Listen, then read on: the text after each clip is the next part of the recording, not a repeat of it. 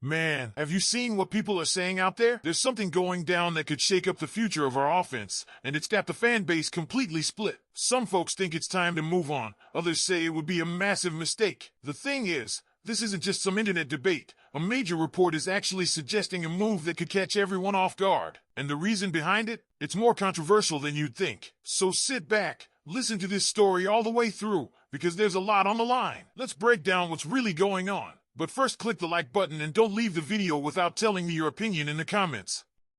The clock is ticking in Atlanta, and the buzz around Flowery Branch has never been louder. ESPN just dropped a bombshell, a proposal suggesting the Atlanta Falcons should trade Kyle Pitts. That's right, the same Kyle Pitts who was once hailed as a generational talent when the Falcons took him 4th overall in the NFL draft. And now, only a few seasons into his career, the conversation has shifted from expectations of dominance to a divisive debate. Should the Falcons cut ties and move on? Let's be real, Pitts hasn't exactly set the league on fire since his 1,000-yard rookie campaign. That year gave fans hope that he would be the mismatch nightmare the front office envisioned.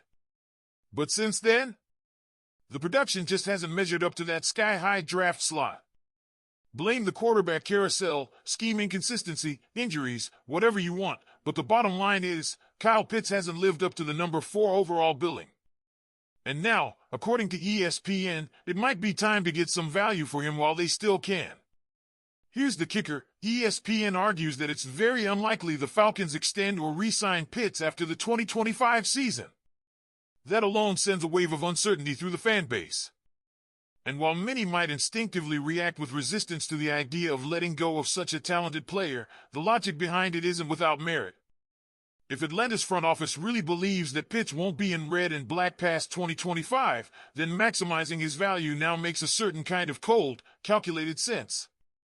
But let's pump the brakes for a moment. Let's say the Falcons do ship Kyle Pitts off, maybe to the New York Jets, and in return they get a 4th-round draft pick. That pick won't help the team in 2025. It's just a name on paper, a hopeful talent that hasn't even stepped into the building yet. Meanwhile, Pitts is still under contract for this season. That's a weapon you already have, one that, even if underwhelming compared to his draft status, is still good for something like 800 yards and 5 touchdowns. That's production you can use. That's red zone potential. That's a guy who's already built chemistry with your quarterbacks. And that's where the narrative shifts. Instead of taking a future draft pick that won't contribute until 2026 or later, why not hold on to Pitts, let him contribute this season, and then let him walk in free agency, collecting a compensatory pick in return? Sure, it won't be a high pick, and it won't come immediately, but it could be a solid mid-round selection in 2027. Not flashy, not immediate gratification, but it keeps the team competitive now and gives them a return later. There's also the Penix factor. Yes, we're talking about Michael Penix Jr., the rookie quarterback taken in the top 10 despite the presence of Kirk Cousins. This franchise has made it crystal clear, Penix is the future.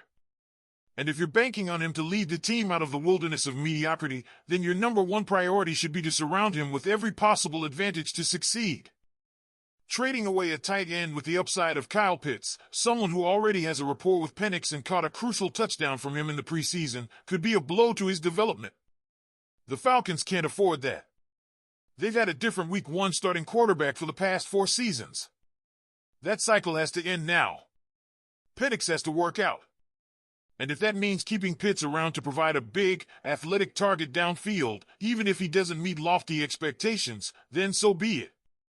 Sure, you can argue that letting Pitts walk without a trade means getting nothing in return.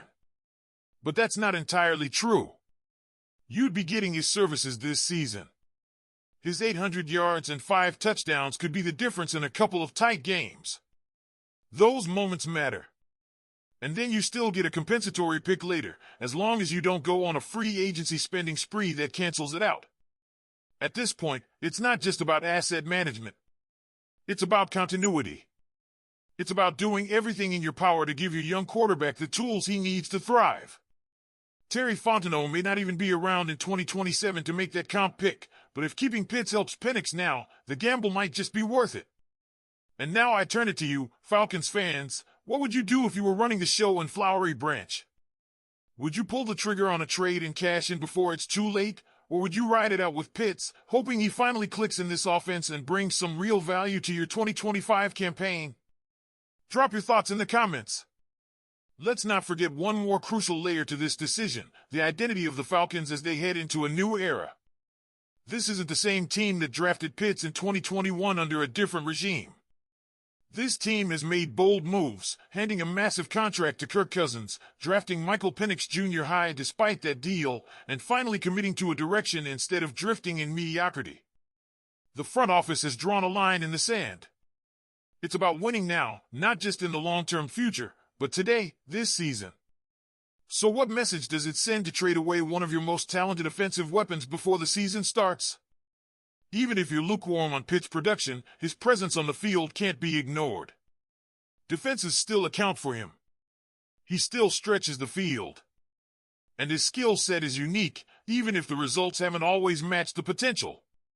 With a more stable offensive system under Zach Robinson and better quarterback play, it's entirely possible, maybe even probable, that Pitts could produce his best season since his rookie year. And what if he does? Imagine the scenario. Kyle Pitts stays in Atlanta, becomes a reliable target for Cousins or Penix, helps the team push for a division title, and reminds everyone why he was such a high pick in the first place. Even if he walks in free agency, the Falcons don't walk away empty-handed. They get a comp pick and they get that one last impactful season out of him. On the other hand, if he's traded and his new team unlocks that Pro Bowl potential, Falcons fans will be asking, what if 4 years? What if we had just waited one more year? What if we had just been a little more patient? Now, the Eagles, Giants, and Jets have all been mentioned as potential landing spots for Pitts. But none of those teams are going to overpay. That's just the reality. They'd be gambling on upside, and they know Atlanta doesn't have a strong leverage position. So unless the Falcons are blown away by an offer, why take pennies on the dollar? It's a gamble either way, but the smart bet might be to play the long game. Let Pitts prove his value in 2025, support Penix in his rookie year, and walk away with both immediate on-field help and a draft pick down the road.